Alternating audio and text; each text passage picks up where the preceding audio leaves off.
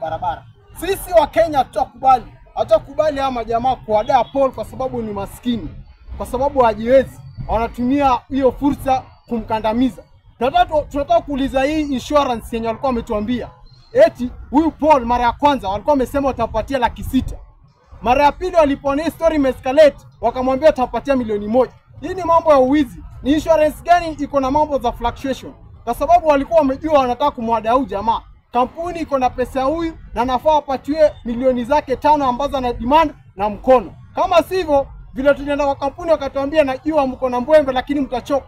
Tukamwambia hatutachoka mpaka tumuone huyu jamaa na mikono. Kila mara tutakapomwona Paul pale TikTok akilia bado hana mikono, nawaambia tutawavamia. Na mlituambia kuwa mnajiandaa na polisi na kila kitu. Na tunawaambia ni sawa. Nyinyi mjiandae. Na tunaona mtawaweka mpaka lini? Kwa sababu sisi vijana tuna nguvu hata choka. Na tunawaambia ni lini? Tumewapatia an ultimatum ya 72 hours. Msipomrejeshia tu mkono wake na mkapatia ule mkono alikuwa anahitaji, sisi na nyinyi tutapatana bumper to bumper. Asante sana.